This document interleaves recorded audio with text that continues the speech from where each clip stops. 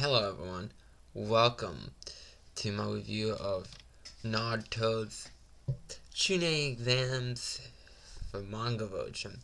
Um, for this review I'll be grouping the chapters that I think go together.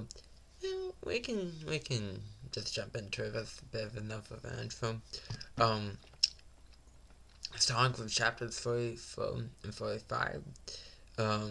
Ever since the last mission, in the land of waves, Sakura points out that Sasuke and Naruto have been acting weird with each other, and Kakashi points out the teamwork between Team 7 is even worse now. Konohamaru and his friends want to play ninja with Naruto. Sakura punches Naruto for saying that him and her are dating.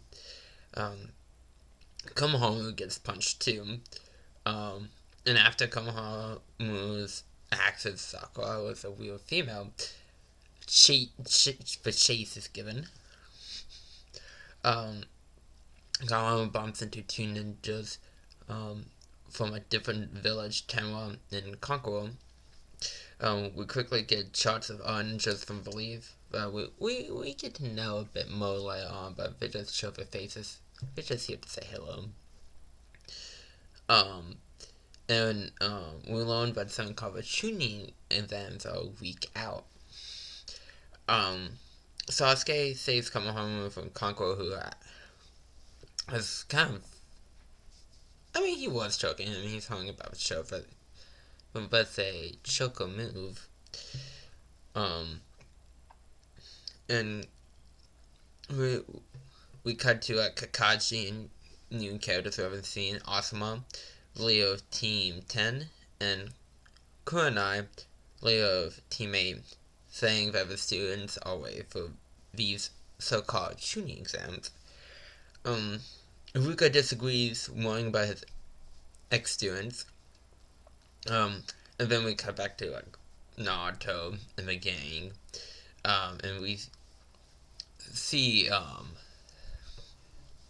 this new character called Gawa, who is introduced masterfully, because Sasuke knows that, I didn't know he was there, and he's shown to be using his chakra to be upside down from the tree, kind of like a bat. Which shows that, hey, the little lesson that Naruto and Sasuke were trying so hard to do last arc, this guy can do masterfully, which again is a nice little way of introducing a character. Gawa, Tenwa, and Kankuro are all from the village Hand of the Sand.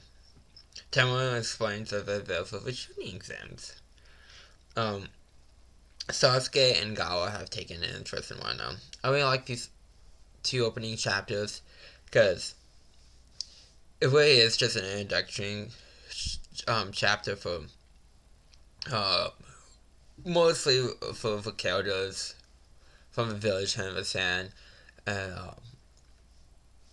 because again they do show the ninja that I haven't met really yet and Believe, but they don't get to talk yet or anything like that, so we don't know them.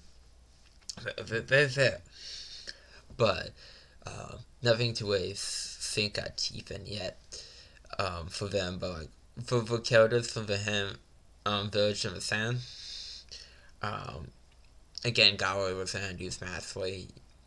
You really do get the sense, this guy's good. From his introductory, without, kind of saying it, but not really, because again, Sasuke does point out this guy snuck up on me, but little hints and to show that this Gawa kid, he's skilled. But moving on to chapters 36 through 39. Kakashi tells the team that he recommended them for the Chunin exams. If they pass, they'll be promoted to the next level of ninja, Chunin. We've seen new characters Rockly, Neji, and Tenten having troubles with two kids in front of a classroom that we need to enter to sign up for the Chunin exams. Sasuke noticed that the kids were using the good old Genjutsu to make everyone stand in front of a long classroom. Rockly has a thing for Sakura. Um, I mean, you do you, man, but shoot. Her personality so far is Sasuke. So, unless that changes, really. Because she does go into the Chunin exams, goes like, okay, Naruto and Sasuke are doing great. It's time for me to step up. Um, but like, for the most part, her personality is Sasuke. Um, Neji has taken an interest in Sasuke because it's Shiha. For kids, though, blocking the classroom or teachers testing for people who want to take the Chunin exams. Lockley wants to fight Sasuke because he wants to test himself. I admit, but Sakurai trying to dodging Lockley's like ill kits is hilarious. Naruto gets jealous that everyone is like Sasuke and not taking an interest in him, so he charges it to Lockley, who just kind of creams Naruto a bit. Lockley for the Sasuke starts. And Lee is faster than Sasuke. Sasuke whips up his good old Sharingan. Since Lockley is using Taijutsu, Sasuke can't see through the techniques. Lockley is stronger than Sasuke, so in terms of speed. So, even so, Sasuke can't keep up even with the Sharingan. Naruto calls Lockley dark brows, which would be a little change, and I would point out when I notice the change to bushy brows, but for now it's dark brows, because of his eyebrows. And Ninja Turtle stops the fight because Lockley was about to use a forbidden move. We meet Mike Guy, one of my favorite characters of Naruto. I mean, a lot of these characters introduced are some of my favorites. So a bit of a bias going to the Chunin exams because I see so many characters I love just being introduced. But like Lockley and my guy, definitely up there. But I would put on Mo when we get to them for sure. But I love the dynamic between Lockley and my guy, but Team 7 doesn't understand it. They're shocked what they're witnessing in front of him. My guy is also like super fast. It makes sense because he is Lockley's like Team Leo teacher person thing. It says that him and Kakashi are rivals. Sasuke wants to take Lockley down hard now, but he has to wait. Naruto notices Lockley's hand and knows he's been training hard. The Chunin exams have to be taken as a three-man team. Kakashi didn't mention this because he wants everyone to be there.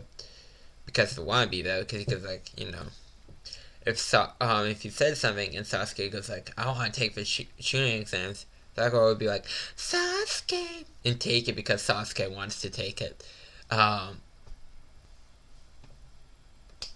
He very small move on Kakashi's part. We meet with the Leaf Ninjas. Choji and Shikamaru that make up Team 10. And then we also meet Hinata, one of my favorites, Kiba, and Shino, and Kiba's dog Agamaru that make up Team 8. Choji wants to eat Agamaru. He goes like, this dog would be great with hot sauce. We meet Kabuto, Leaf Ninja, and he has these cards that if you put chakra into, you can look up a person's stats. Um, Sasuke asks Kabuto to look into Gala and Lockery with his little call things, and Lockery's tight juices off the shots, but not his dad, so really good for him. And Gala's dad's so unknown, but we know that he's never gotten a scratch on him.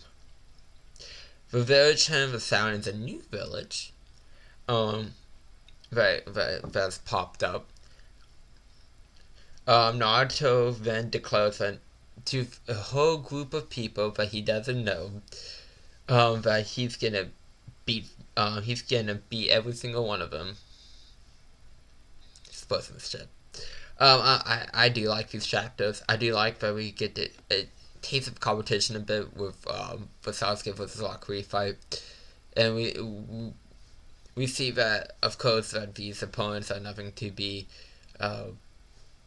to laugh at, just not at, because Lockery was giving Sasuke a go one for his money, and again, being introduced to so many of these characters, and it doesn't feel like overload, is kind of amazing.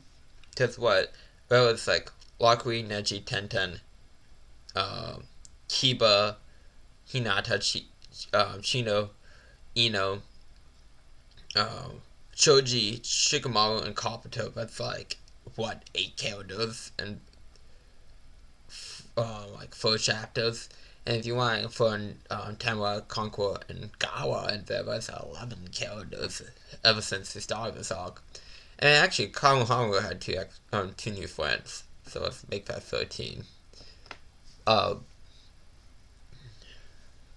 it doesn't feel overload. It feels very natural, and I applaud Kichimoto for that 100%, because I feel like even in a tournament setting, it's hard to make all you it feel natural, and if you do, like, always characters would be left of weight, so there's no way you can give all the time equally to all the characters.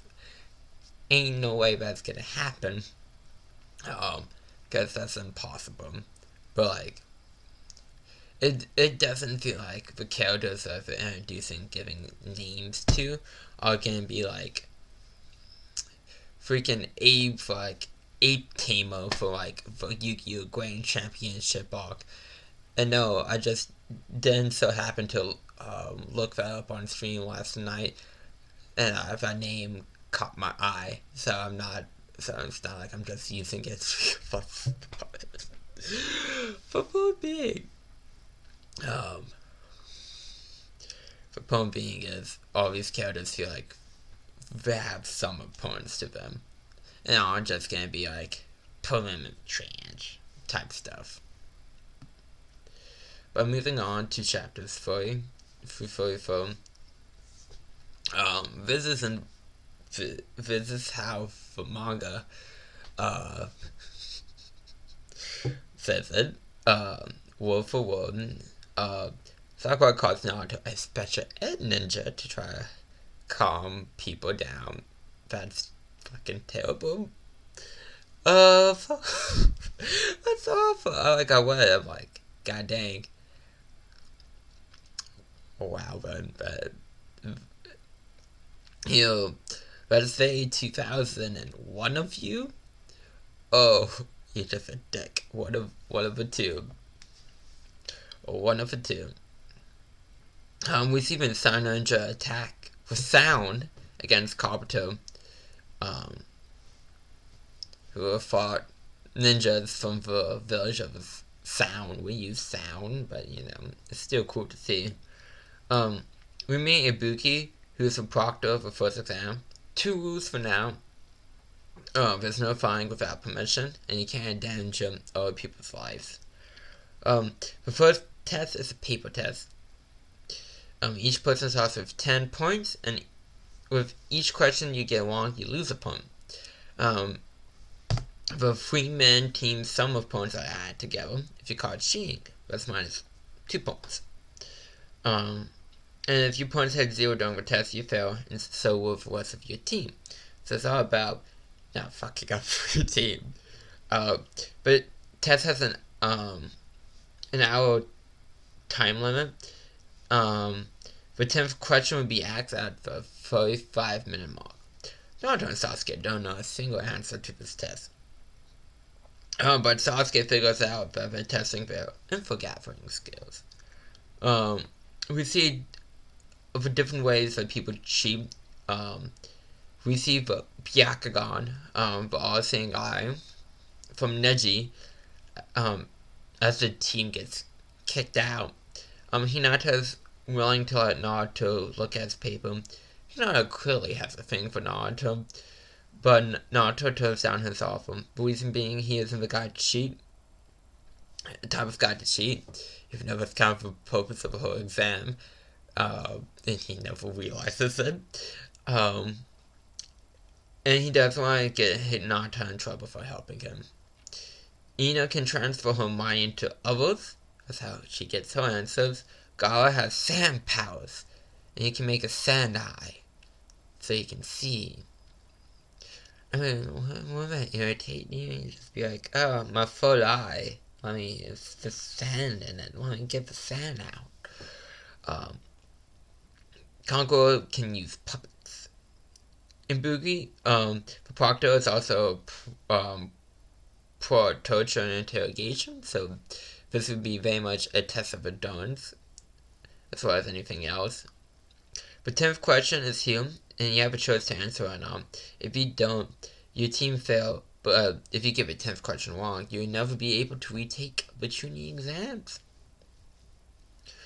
We see people quit. Sakura is about to quit for Naruto's sake, because she's like, oh, well, Naruto's Naruto. He can't possibly answer this question, so I'm gonna, raise my hand up for him.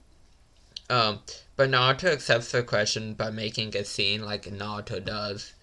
But saying he would never give up. And this, of course, inspires everyone else to stay. Everyone who stays passed the test. Buki explains that the first 9 questions was to test his info gathering skills. The questions were hard on purpose to make people cheat. There were 2 ninjas stuck in the group. There were no all the answers. Buki shows how opponents spying is without getting caught by chunk off his scarred head. Also, says that you can't transfer information you gather if, the enemy knows you're there. The 10th question was to weed people out who are willing to take risks, because, when you take missions, you're not going to be like, oh, catch the cat. It'd be, fight one of the legendary swordsmen instead of a miss. You can't always give layups. Okuno, the second chief examination officer, just crashed through a window to say, hey, second test is here. Ibuki notes that after everyone leaves, he just passed Naruto and didn't answer a single question. The second test takes place on the first at death. I like the first test because, we get to see a bit of everyone's skills, tiny bit, not everyone's skills, but some people's skills. And it was a nice way of not it just being fights.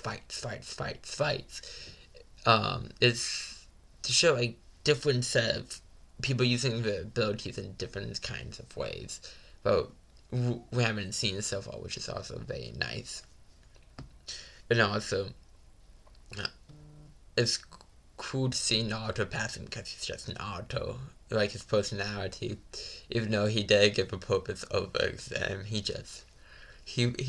bluffed his way in. He pulled Phoenix White. He bluffed his way in, to passing, a bit.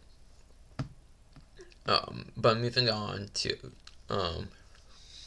chapters 45 to 50. Akuno scares Naruto by throwing a kunai in his face. A long-tongued ninja gives Akuno her kunai back. You have to sign a form saying it's not Akuno's fault that you're gonna die.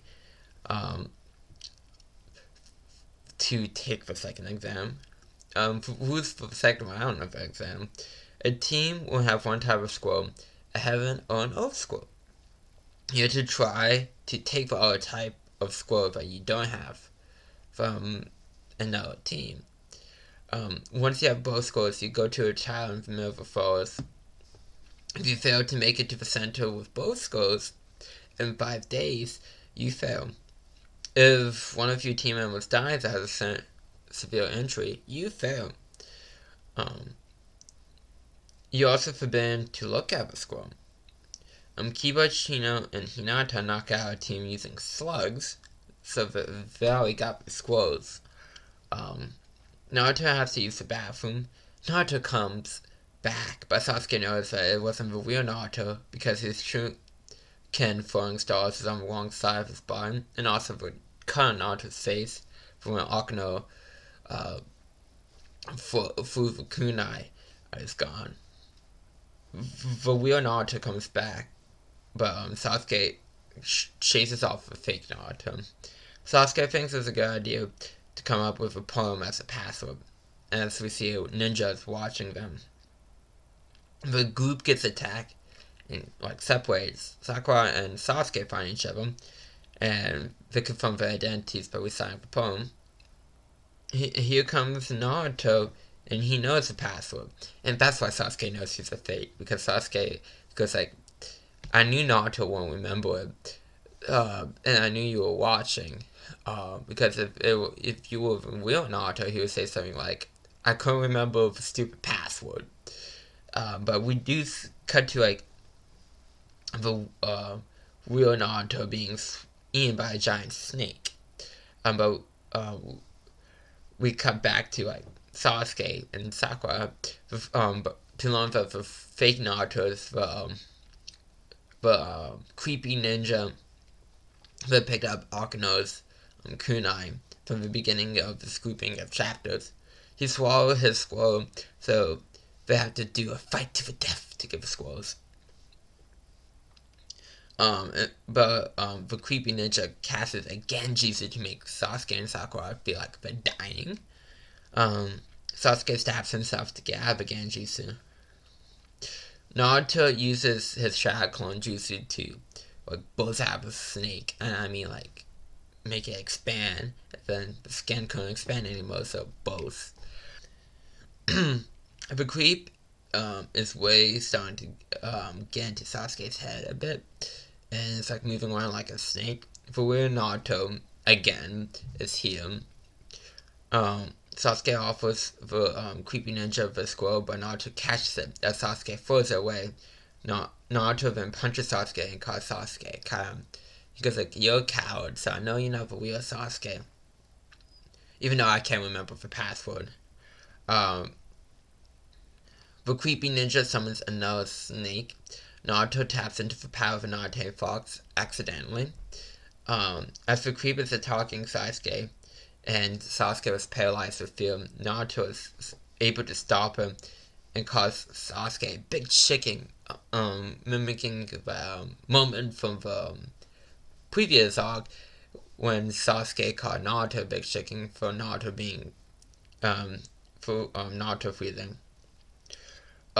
We cut to Leaf Ninja finding the creepy ninja's real body. He happens to be dead. So the one that Naruto and Sasuke are finding is fake. So Akuno rushes into the forest of death. The creepy ninja knocks out Naruto while putting another seal on the 19th fox and steering the scroll. Sakura knocks some sense into Sasuke. So Sasuke got his fighting spirit back with his Sharingan activated. The creepy ninja's face is coming off after Sasuke landed some hits.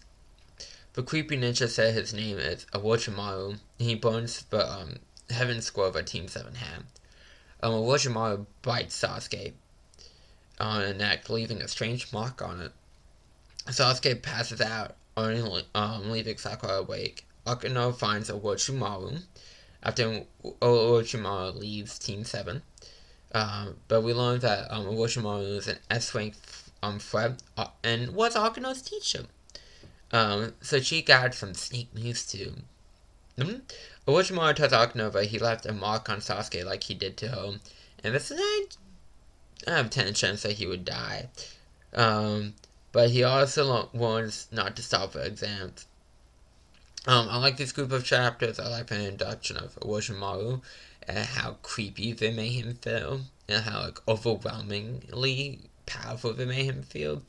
Uh, but like Sasuke probably feels like totally outmatched, and like he can possibly die, and that freaked him out. But it's good to see like Naruto was the one to like not fully knocked him back to his senses, but like Naruto be like, oh, you made fun of me for freezing, so time to poke you back on that. But Sakura did. First of all, she did fucking nothing. She didn't even help, so I don't know why she was like, Sasuke, no, not never gets up so near to you. You're not doing anything. You're just sitting there, watching. For kunai or something. Like, I don't know, kick, punch, do a bell roll, do something. But you're not doing anything. And you're just sitting there like, oh, well, don't be a coward. You're not doing shit. But over that, I really do like the beginning of like Force of Death section of this of this arc. It's fun, and I just love how creepy they make Orochimaru. So yeah, chapters 51 through 56. The Sound Ninja sent a scroll with a paper bomb on its back to try and get Sakura, who's watching over Naruto and Sasuke, who are currently unconscious. But Sakura scared it off. And we cut to Rock Lee, who's currently in training and testing his skills. He gives himself little challenges like, oh, if I can't do this, then like Sakura doesn't love me. Like if I can't complete this, I do like 100 more push-ups, And then we cut to Ino's team, who bumps into Neji, who seems to have eyes on the back of his head. And then we cut back to Sakura with the Sun Ninja's attack. And they point out, like, oh, the reason why you scare off our little squirrel is because you have booby traps set up. And then here comes Wakui to save the day. Because, Sakura just sits there and does nothing for the most part. Then Wakui's just kicking ass. Then we see Ino's team as well. The action is with Sound Ninjas, Wakui, and Sakura. And then Wakui uses the Lowe's technique, which is forbidden. That's the move he was trying to use on Sasuke. And the reason why it's forbidden because he uses too much energy. But since he's using it to protect someone, it's okay. The Lowe's technique fails to take out Durso. And the reason why I failed to take Durso out is because Zaku made the ground soft with sound. And then Durso used sound to make Walkley's eardrum bleed, and he loses his equilibrium. Sakura cuts her own hair off after Ken grabs it. So,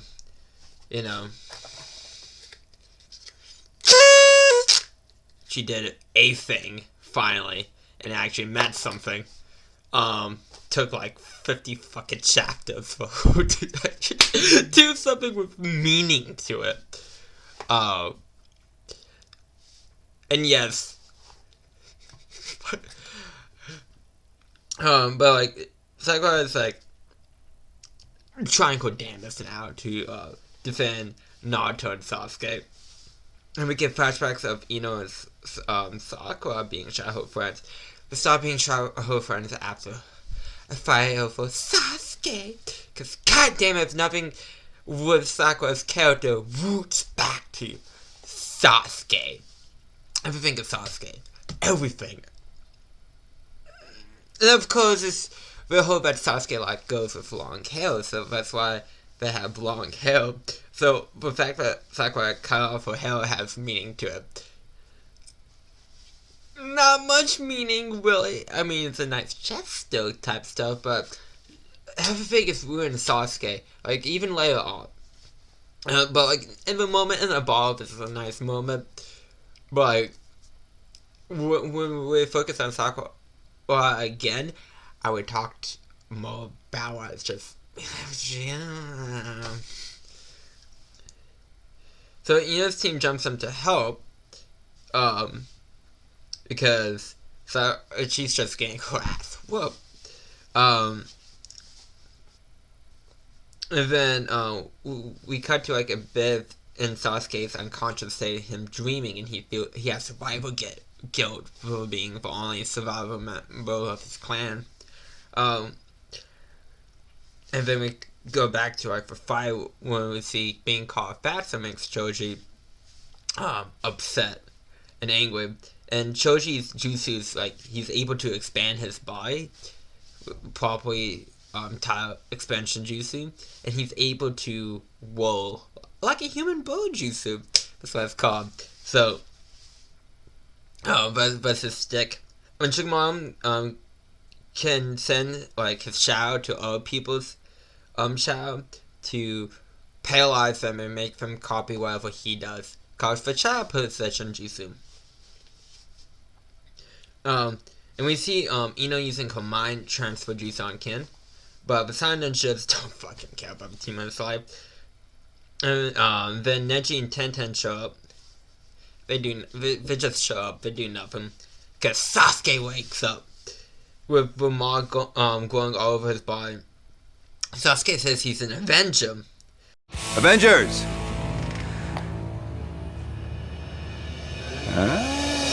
Assemble!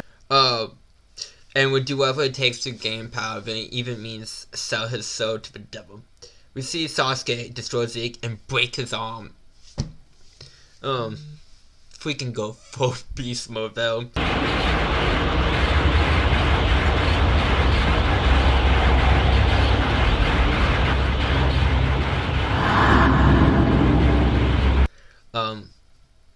Sakura knocked Sasuke out of his rage. The Silent Ninja don't know what the boss of Worship Maru wants, since they told him to kill Sasuke, but he gave Sasuke the curse mark. I like that Sakura did something for once, again. It's nice to see, because a lot of times she's just saying they're like, oh, I hope things just figure themselves out. I'm not gonna help him. Like, for one time she helped in the, Land of Waves arc. It was just for sure it failed. Oopsie poopsie. And then carry on with her life. So it's nice to see like she is a good desperation fight from her. And not that the fight had to be a desperation fight, but like it was nice to see that push comes to shove, and that shove has to be very, very hard. She's willing to fight. She's not even when like I'm trying to give her compliments. I'm not trying to just dogpile on her. But like these two opening arcs, it's just not good. I'm sorry. But it's rough for her. I love how like we got some more action, and like we saw action from Team 10 with Ino, Shikamaru, and Shoji, and I love Sasuke just going fucking ham. I love seeing that. But moving on to chapters 57 through 59. Naruto wakes up, and Tenten thinks like we could have won if it wasn't for Sakura, because he was trying to protect her. And Sakura has now a fondness for Lee because she sees that Lee is really as a nice guy. 10 hours, we have a flashback to 10 hours old, and we see the God's team passes that exam in an hour and 37 minutes, and God doesn't have a scratch on him. And then we cut back to even further earlier, to Hinata's team heading to those toes for time, and it seems like Hinata has the same Bakugan that Neji does. And like Team A is watching Gaara fight, and like we see Gaara's sand being like a cool defense, and then Gaara's strength and ruthlessness was shut off. Because he like covers like a team in sand called like Sand Coffin, and then he crushes them. Called Sand Funeral, like crutch completely, and you just see like blood spatter like coming out of the sand because he's just like grinding them probably to a fine pace. And like the other team was begging for their lives, like, hey, you killed one of us, here's the score, let's live. I mean, we're always technically out because one of our teammates died, but like, just don't kill us. And God was like, no. Boom, boom. And we also learned that God, Tenwa, and Conqueror are siblings. This is a little, nice little couple of chapters to show off Gaara and how he is Mo, as a person and what his abilities are. We kind of got Sand, but like we see like how versatile the Sand can really be. Like again, we see him spying, and we see him using it as a defense, and we see him using it as a crushing offense. So like we see how versatile the Sand move really is. And I feel like with a lot of stuff like, I don't know, Powers of Winds, Fire, like War of like 9 times out of 10 you really don't see like a diversified moveset when it comes to that. So it's good to see like it being more diversified. Well, that's just to show off Gaara, or we see more of diversified Powers of Sand.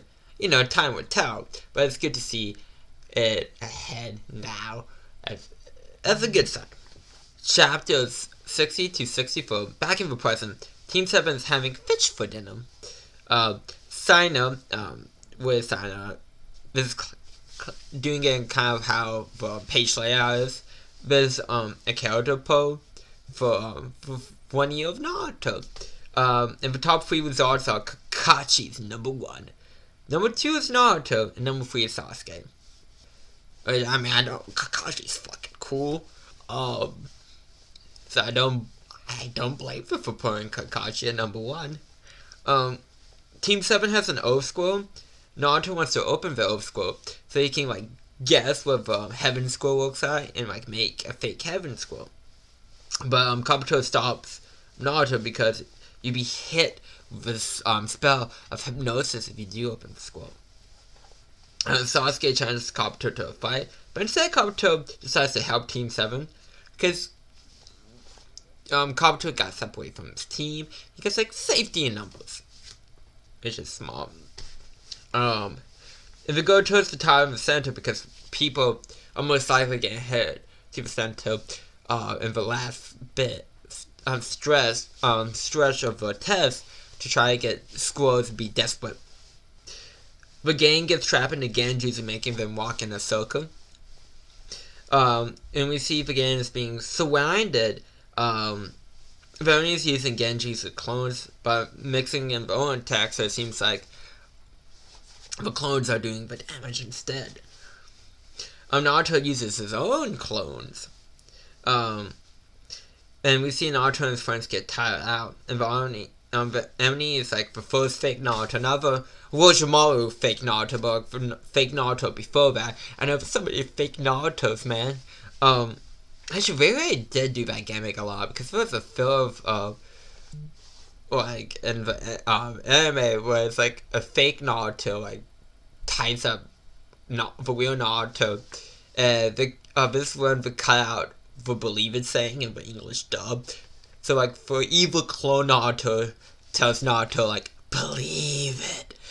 Anyways, besides the point. the fake for first fake Naruto and his team pop up because they thought, oh, Team 7's tuckered out. But haha, it was a trick. All of them were Naruto's child clones. Naruto's improving, like, even after, like, using all his chakra, he can still stand. The foes use mist clones. There are so many different types of clones. There's wall clones, mist clones, shadow clones, genjutsu clones. Whatever clones tickle your fancy. They use the mist clones to hide themselves. Kabuto saves Naruto from an attack. Each time Sasuke uses his Sharingan, the Coast Mark hurts him, so he's like not trying to use it too much. The foes are like hiding themselves on the ground to attack, but Naruto sneaks up on them, and getting Team 7 with the scrolls they need. We learned that Kabuto is looking for good old Orochimaru. Team 7 made it to the tower. And when Team 7 opens the scroll, because there's like a poster wall scroll saying, open your scrolls. Iruka Sensei pumps out. Saying, hey, you guys passed. And seeing like Naruto cheering that they passed, the second 7 puts a smile on my face. Because I can just hear it. Like, I hear both the English voice actor and the Japanese voice just chewing.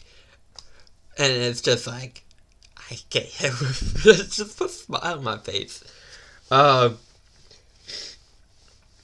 Iruka explains if we will open the scroll too soon, that they'll be knocked out, just like Kabuto said.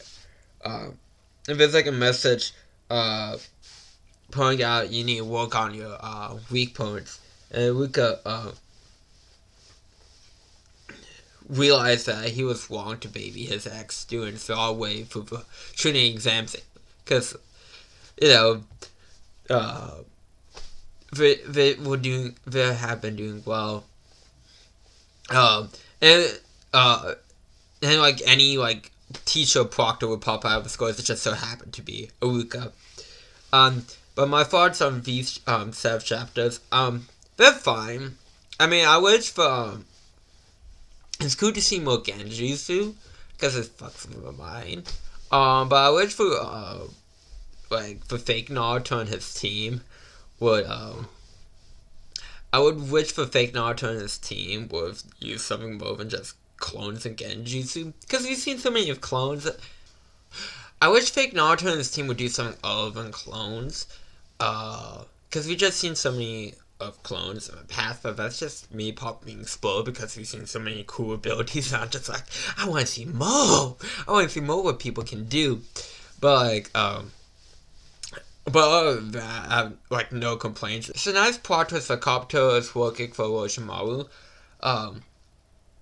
We could see more of that in the future, but it's a nice little, expect more of this in the future.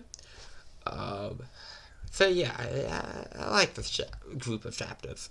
Chapters 65 through 68. I love how my guy and Kakashi are bouncing off each other.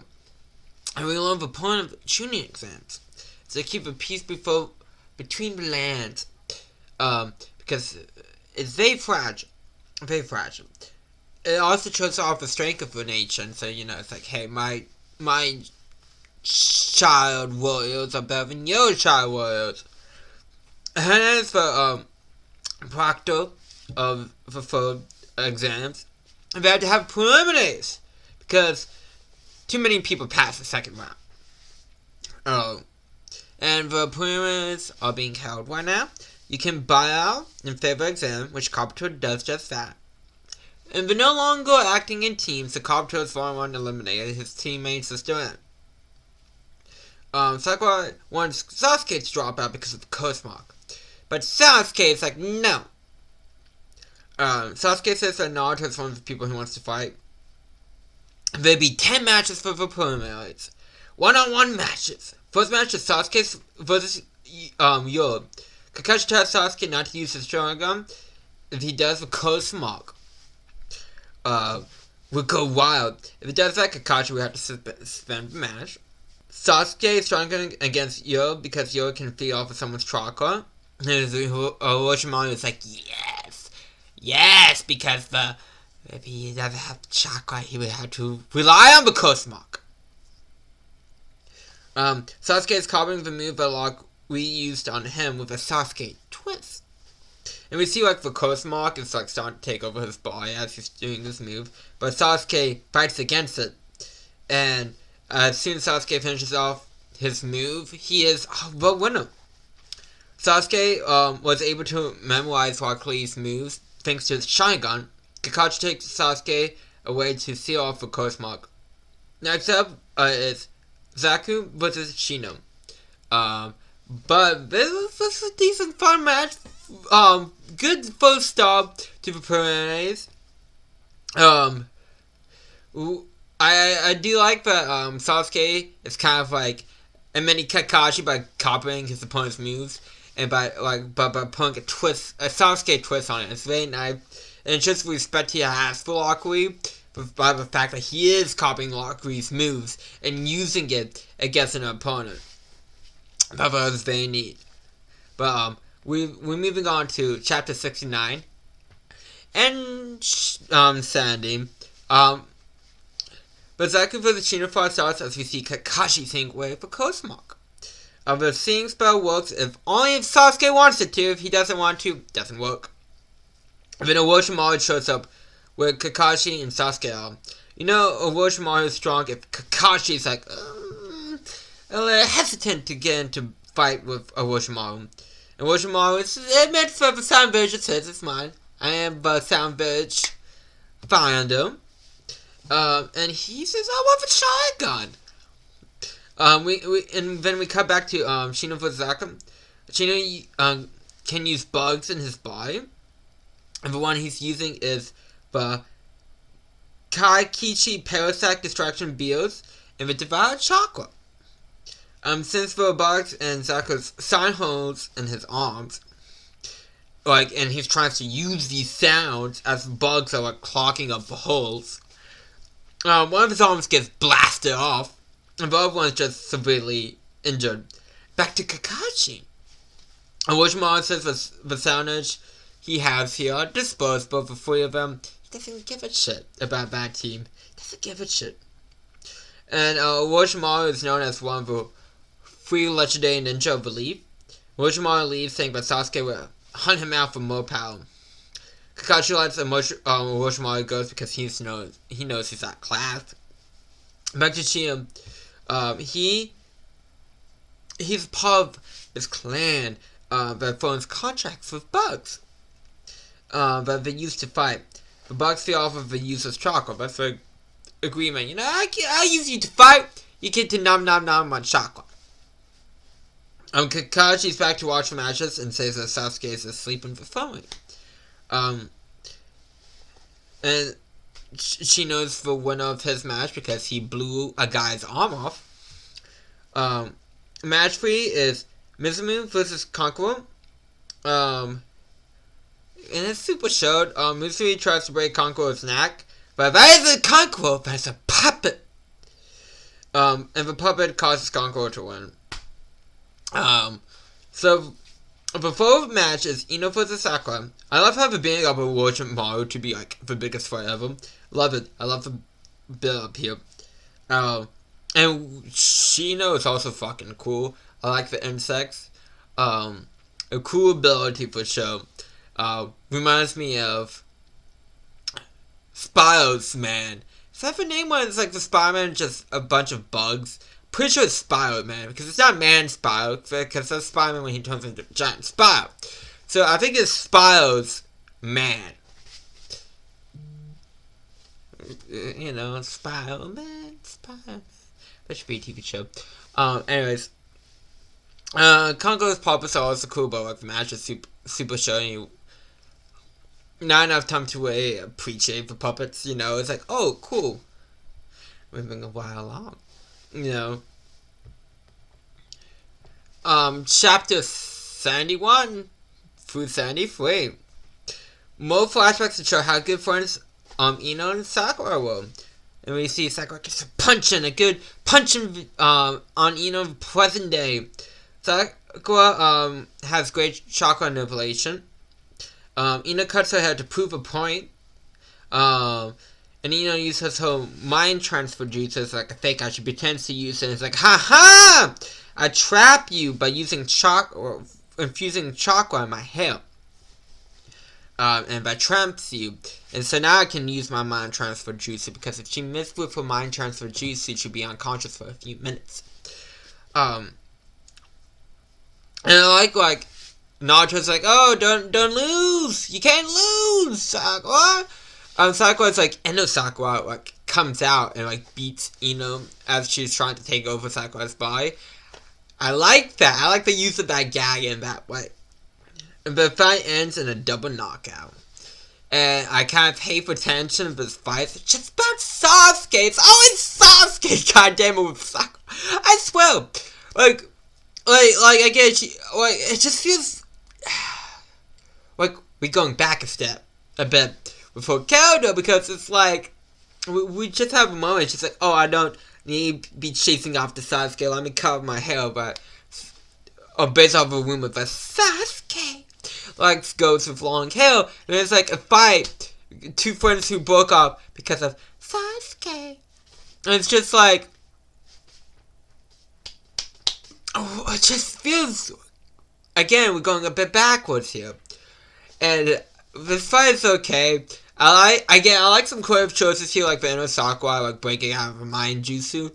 But I'm kind of getting ahead of myself from my final thoughts of this group of chapters because 10-1 beats 10-10 off panel. It's literally off panel. Like Sakura and Ino are talking, the made up, who gives the shit, and like it's like you just see like 10-10 bent over 10-1's fan. It's like, yo, like I guess some of these fights have to be shown. I understand that, but I at least want to see what these two can do. Because we haven't really seen that yet. We saw like 10 like messing with mirrors in the first exam. It was kind of bad. Nothing too crazy. It's like, oh, it hurts me. Because I was like, I want to see what these two can do. This is a perfect, like, one of the main awesome points of the Chunin exams to see all these characters have so many different abilities being shown off. Like, you know, and it's cool and it's fun to see. Like, like, at least for anime, it shows Tam-Tam getting schooled. We see it. Like, you know, but like this, I hate that it just cuts to Tam-Tam being wrecked with nothing shown. I don't like that. Not the biggest fan of that. Like, I get some people that just have to be schooled and get, you know, I understand that. Some people, like, you can't focus on every fact. I understand that completely. But again, which at least something, even if it was like 4 pages long. So, like, I'm not the biggest fan of this group of chapters, but it's nothing, like, too devastating. It's just kind of meh. It's a meh group of chapters. And then, I was about to say episode, but it's not an episode. This is a chapter. Chapter, 74. 1-6 is Ken versus Shikamaru. Ken's trick is that she uses bells on ears to confuse her opponent. She has like a string to pull bells on Neos that she's on her phone, so it's like, oh, where's the Neos? Behind you, is in front of you. And Shikamaru was able to get off his child possession jutsu thanks to the string's shadow. He's able to like stress it thin and like able to connect to Ken's child via that way because it's all connected. To have the shoulder bones connected to the hip. Like it's all connected, like because she's holding, like, you know, the strings child is connected to Ken's child, so just able to stretch, Shikamaru being able to like make his child skinny to trace the strings child possession jutsu was able to land. And Shikamaru knocked out Ken by hitting her head against the wall. 1-7 is Naruto vs. Kiba. I mean, I like how cool Shikamaru is. He like, easily found a solution. And Kim's trick is kind of lame because you can shoot you through in 2 seconds. But like, it's funny that she was so confident. It's like, haha, how does the game beat me? Oh, this like Shikamaru making hope for like a Chunin and eye shovel because child possession jutsu you had to you make use those movements and like make her like bend backwards and hit her head against the wall.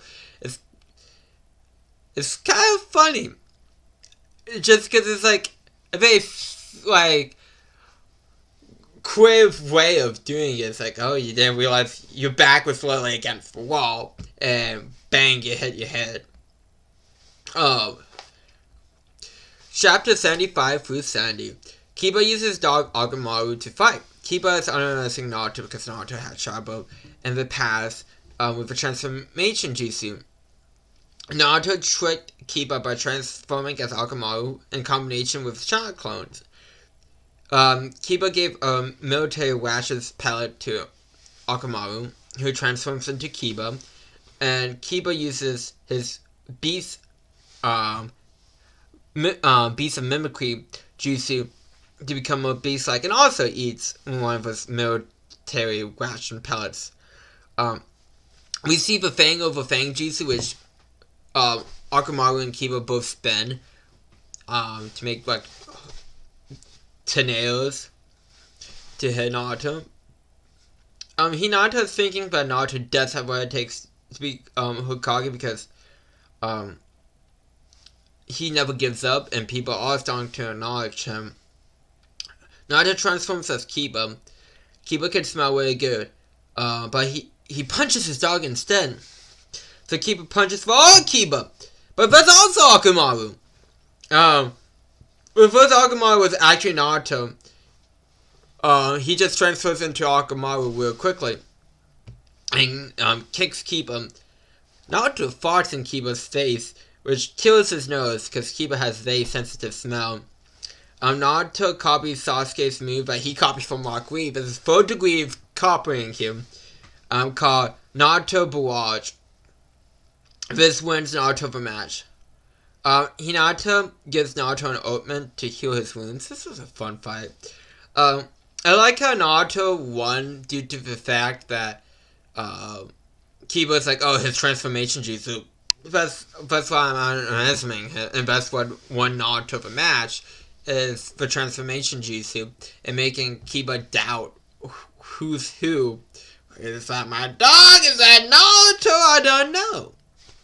It's funny that Naruto copied Sasuke's move, but he copied from Mark Lee with a Naruto twist. And that's via Night Sharingan. It's because Naruto just wants to be a Naruto and go like, well, if Sasuke can do it, so can I, type shit. And I find like also kind of very charming. He's like, I mean, why not? But it's also Kiba's like fighting abilities are cool, like the way he fought with his dog, like how they both kind of become like twinsies. With Kiba becoming more beast-like and Agamaru becoming more human-like.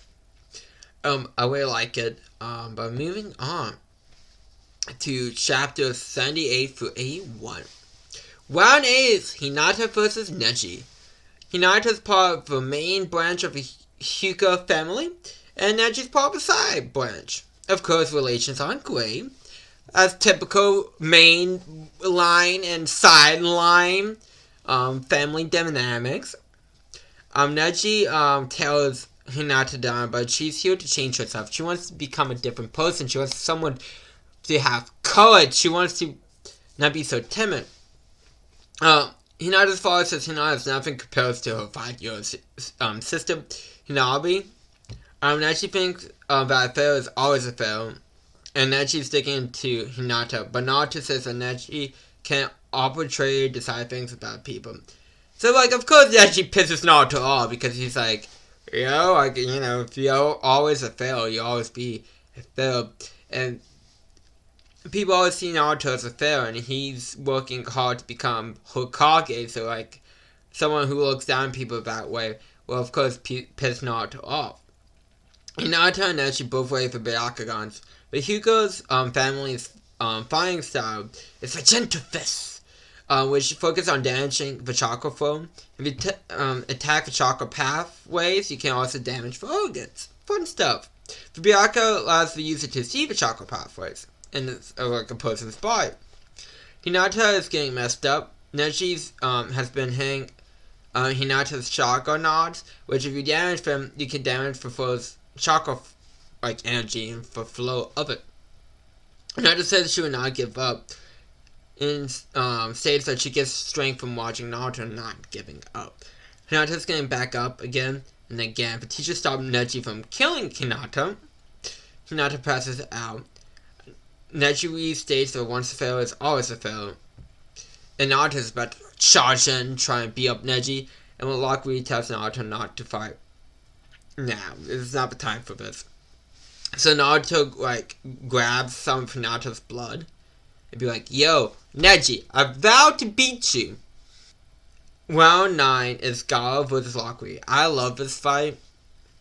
I love seeing Hinata, even though she's being clearly outclassed by Neji, never giving up. Great stuff. And it's just great to see. But even before Willie, like Naruto's, a lot of people starting to acknowledge him. Like, surely some people do acknowledge him away, but someone's being inspired by like Naruto's ability to never give up.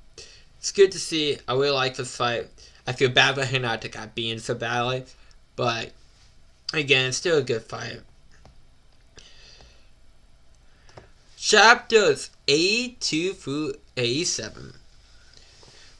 Lockery's having trouble against Gaara-san.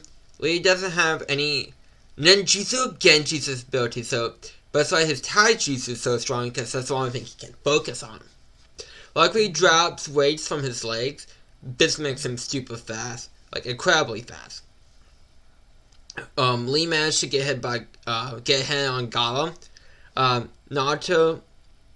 This is the point where Naruto starts calling Lockery Bushy Brows. Gaara has covered himself in sand, so he really hasn't taken damage. Like basically, think of it like an extra layer of skin, just like with sand. Apparently, Conqueror states is another Gaara inside of Gaara. Gaara has the extra layer of sand is called his sand armor, and the sand popping up is the sand shield, protecting him from Lockery's attack. Lockery uses the lowest juice on Gaara, but when Lockery pauses in pain, Gaara is able to slip out of the lowest and leave a hollow shell like he was a beautiful butterfly shining his cocoon. Stickles is no longer a caterpillar. He is a beautiful butterfly. Gaara has Lockery in a corner. Flashback time. We see Lockery being bullied for being only able to use taijutsu. Tenten mentions Tsunai, which is an opponent name for later on, so I thought I mentioned it. Lockery's dream is to prove that a ninja who can only use taijutsu can be his friend and ninja. We see Lockery training hard, and then we see him having doubts about his dream. But my guy encouraged him to keep going. Back to present day, Lockery has the ability to open up 5 out of the 8 inner gates. The inner gates acts as a limit of chakra, so if you open one, you get stronger. And if you open all 8 gates, up to the 8 inner gate of death, you eventually die. So as you would imagine, opening a gate puts a strain on your body. So there's a major risk to this, as you're using more this technique, because it is putting a major strain on your body, but you get incredibly stronger. Think kind of Ken from Dragon Ball, basically. The higher multiplier you go, the more strain you put on your body, the higher risk you run of dying, really. So it's very similar, different, but it's very similar.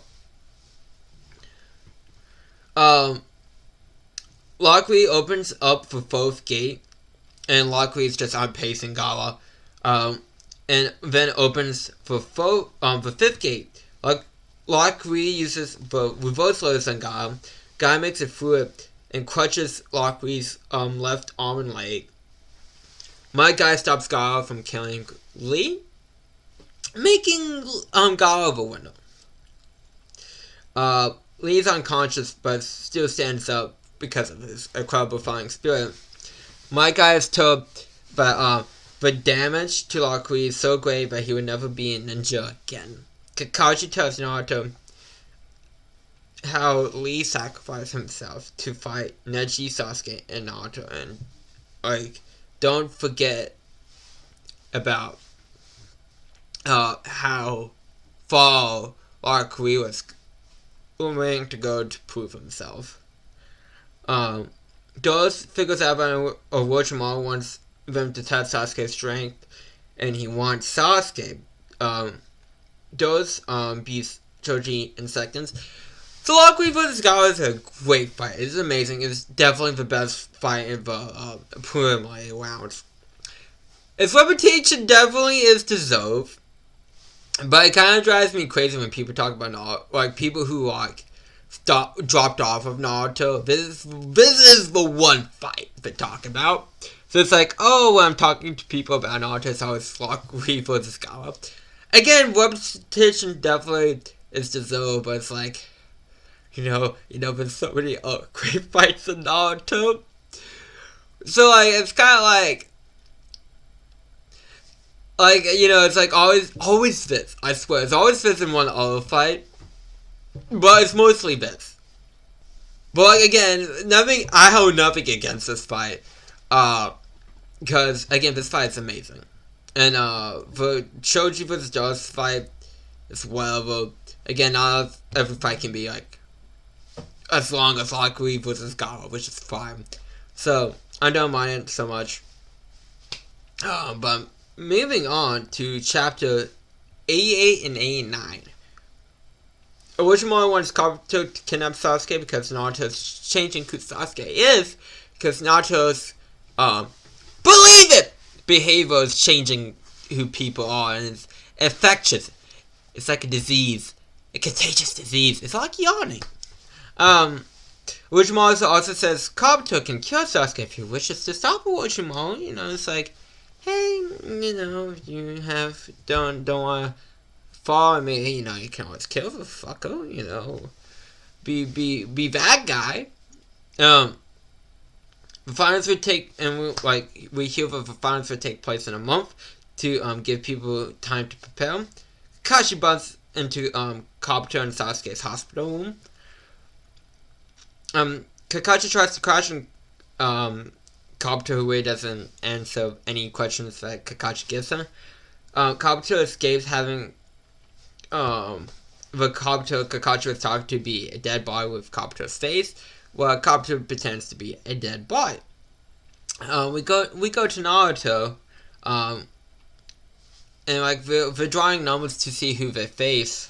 Naruto's facing Neji, Sasuke's facing Gawa, Conqueror's facing Chunin, Tama gets a bye round, Dose is facing Shikamaru. And you don't have to win any matches to become a Chunin, you just have to have a great performance.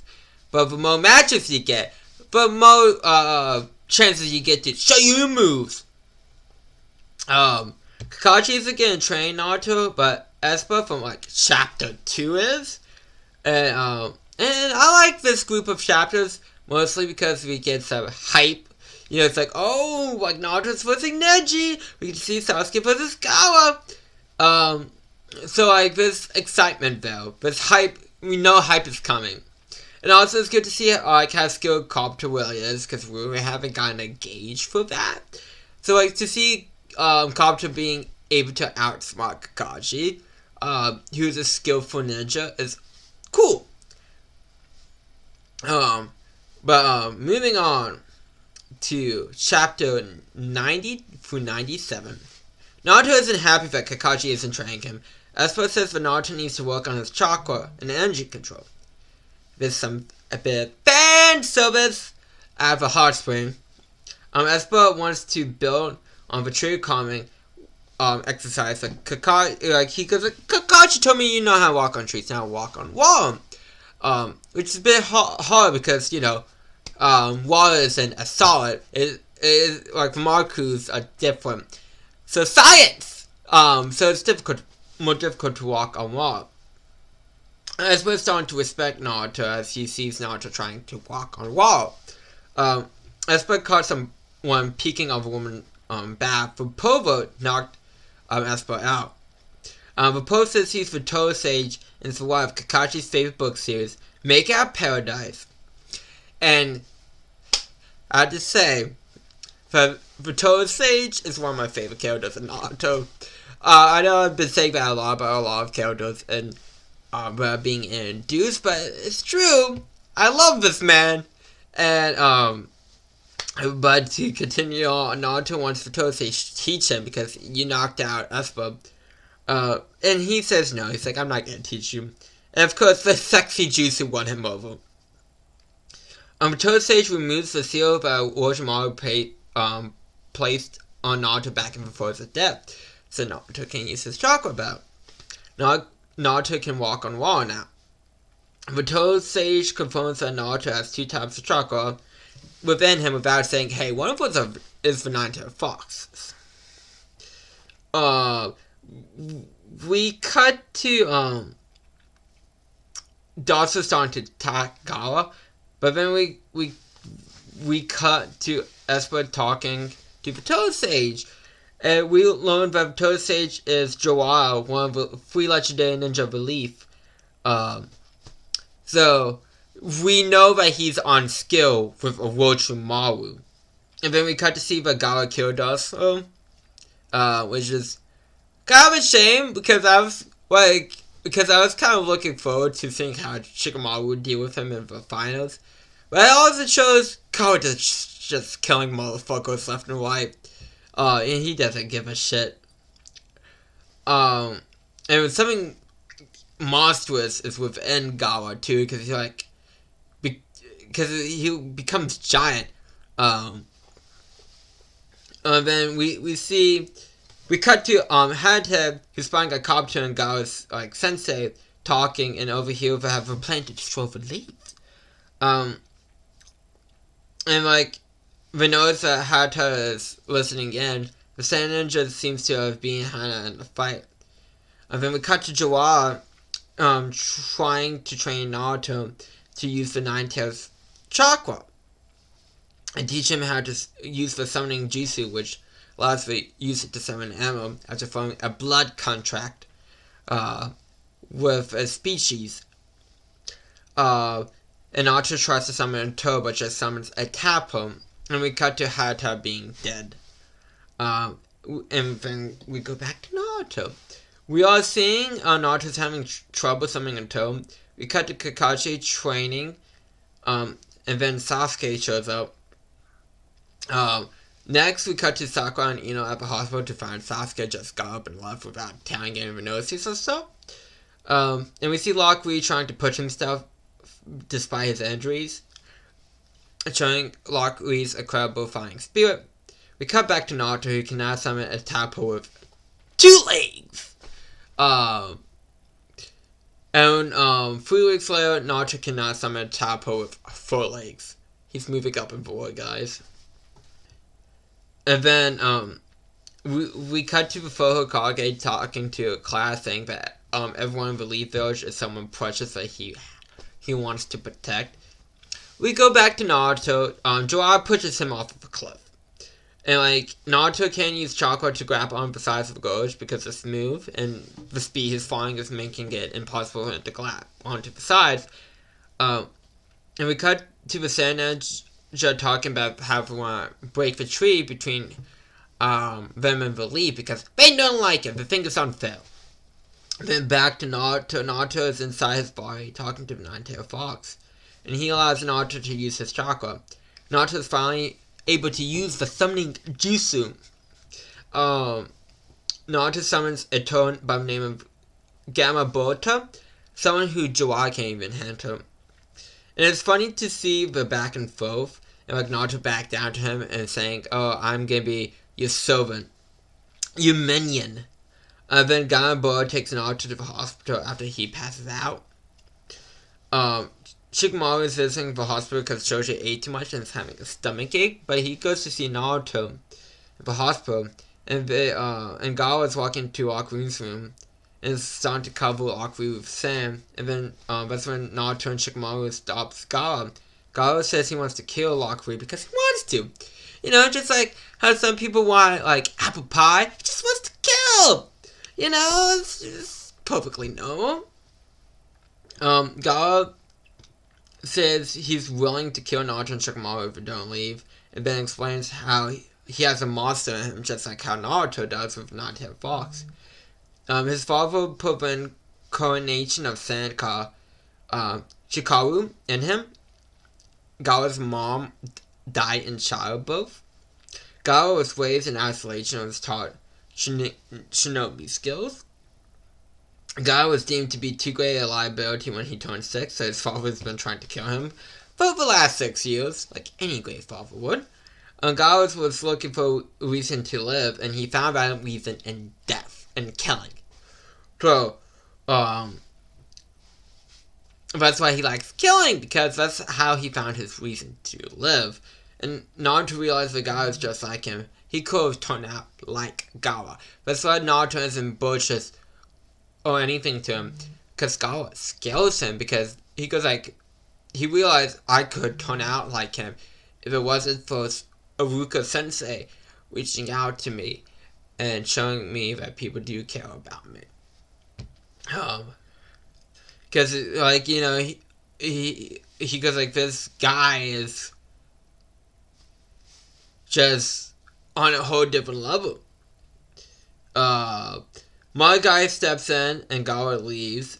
Like, I love a training section. I love, like, a good training, like, moment. It's good to see the, Naruto has on a new jutsu, has a new skill, being able to summon the Night-Tailed Fox's chakra.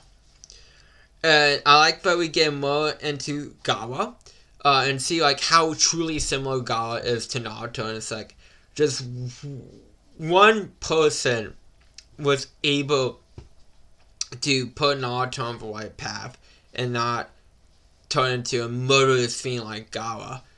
And again, that's similar way it shocks Naruto to his core. So I really like that we get to see that. Chapters 98 through 105. On his way to finals, Naruto bumps into Hinata. Hinata says that Naruto is the reason why she was able to change, because Naruto is a proud fellow.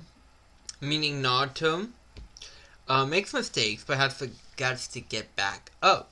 Naruto says he thought Hinata was a real dog playing and timid, but he says he likes folks like him. The finals are him, and Hannah's who plays with someone who looks exactly basically like him. We don't say his name, but we call him Hinata. Not Hinata. It's not Hinata. Hane too. Sasuke's nowhere to be found, but Kage, the Sand Village leaders here in person. They removed Danzo from the matches because he came down with a sudden case of death. So Tenwa will be facing Shikamaru instead. If Sasuke doesn't make it at the start of the match, he forfeits. There are blackout ninjas everywhere in the final area, and Naruto vs. Neji begins. Naruto uses the chakra because Neji isn't able to tell which one is the real one, even with his Byakugan. Neji's easily able to beat the chakra. Neji says that there are people with talent and people who aren't born with any. I wonder who that reminds me of.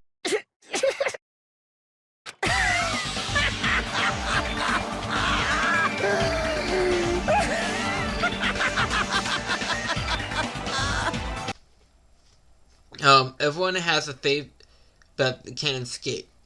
The only thing in common we all have is death.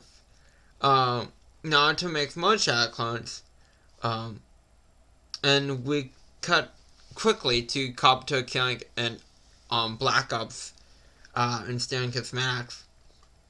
And then we go back to Neji versus Naruto. Neji guesses that the real Naruto is in the back of a Chakram pack, but that is incorrect. But like Neji can see like basically 360 degrees around him. There's like a blind spot though, but like it says mostly, so like it has to be a blind spot. He can use a move called 8 trigrams palm rotation, which he emits chakras from his body and spins like a record. Neji uses the gentle fist 8 trigram 64 palms to block Naruto's chakra points. Naruto shouldn't be able to stand, but he does anyways. Neji is gonna give us a Hyuga family history lesson here. Neji was given a postmark called Birdcage on his 4th birthday. There's someone from the land of clouds who came to Summon Tree, and like all the major families were there besides the Hyuga family because they were celebrating Hinata's birthday. Yes, I know it's a different one. My other one broke. I think I got a 24 pack. Man, these just die instantly.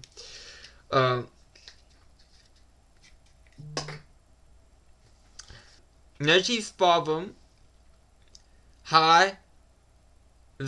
Shi, and Hinata's father, Shi, are twins. But since Shi entered the world first, Shi's part of the man family, and Zachi is part of the side family. Neji's purpose in life is to protect Hinata. The birdcage can cause pain to whoever has it, and the main family can activate it to shock them. The birdcage serves to make sure the side family stays in line, and the secret of the Byakugan is safe. The ninja from the land of clouds that came to Cyber Tree kidnapped Hinata, but got killed. And since the tree was on the land of clouds, so we're like, hey, you broke the tree. We want to behead Hyuga's head. Zachi was used as a body double and died because of it. And that's why Neji thinks he can't escape fate. Neji doesn't know it, but Naruto has a code inside of him, being the Nine-Tailed Fox. And Naruto points out about the fact that Neji beat up Hinata as him escaping his fate. Naruto is now kind of up on the chakra of the Nine-Tailed Fox. And as he's doing that, Neji asks, why do you keep getting up? Why? And Naruto says, because someone once called me a failure. And Naruto is giving Neji a one for his money now. And by the end of it, Naruto seems to have been down. But Naruto comes out of the ground giving Neji an uppercut. Down Naruto is a clone. You can see that Naruto dig a hole under Neji to burst through to give him his gold head on the jaw. Naruto tells Neji that his weakest jutsu was the clone jutsu. Naruto tells Neji he's shown more about destiny because he isn't a fail. Naruto's declared the winner. Seeing people congratulating Naruto is very heartwarming. Hayashi comes to speak with Neji, saying that Neji's father gave up his own life to protect his brother as the first decision he ever made. Neji believes Hayashi and believes that they can change. I love this fight so much because it's awesome to see the different beliefs between Neji and Naruto going at it, with Naruto quote unquote having the fate of being this cursed child with a Nine-Tailed Fox on it, and using the powers of a Nine-Tailed Fox to fight against that fate is awesome. And this is where people I've seen many reviews of the Chunin exams. This is when people say, oh well, Naruto, whoa, they treat him like an underdog, and but it feels like he's the chosen one, which I guess I can kind of see that complaint, but I feel like it misses the point of Naruto, uh, because Naruto, again, a lot of characters are a reflection of Naruto. The purpose of that being is that Naruto can be like any of these characters, but he's not, because of all the people in his life and the decisions he has made. He could be actually down on his luck, believing he cannot be escaped, being like the outcast of the village, but he fights against that fate to be someone that people are starting to acknowledge. So it's like, I guess I can see why people feel like that, but again, that's not the purpose of this fight, and I feel like the story of Naruto as a whole. Chapter 106 through 109.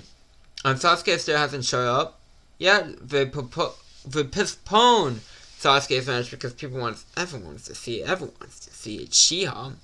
Kongo withdraws from his match he has with Shio because he doesn't want to reveal what his puppets can do before they destroy the leaf. So next up is Shikamaru vs. Tama. There's another character put in him. The top three is Uruka's third, Kashi's second, and Naruto's number one. Tama uses wind attacks via her fan. Shikamaru tries to use his child possession jutsu, but it has a limit to how far it can go. Shikamaru is thinking about his plan. Shikamaru threw a kunai at Tama when she was using her wind attacks. Shikamaru's shadow range grows and shrinks depending on the time of day, because, sun affects the shadows. By tying his jacket to the kunai, he was able to make a parachute, and that shadow of the kunai falling makes his shadow being able to stress more. Shikamaru was able to get Tama with shadow possession jutsu because he led Tama to the hole where Naruto dig from. So he used his shadow to go in the hole, out the hole to get Tama. Shikamaru gives up because he used too much chakra. People think Shikamaru is the most promising one to become a Chunin because of his strategy and the way he was able to outsmart Tama every step of the way. Luckily, my guy come to see the matches. We learned that Neji lost, and Sasuke and Kakashi are here. This is a fun match. I really do like Shikamaru vs. Tama. I think it really shows off Shikamaru's strengths, and it also shows how strong Tama is. But it also shows how smart Shikamaru is, and how much he thinks ahead and tries to outwit his opponents.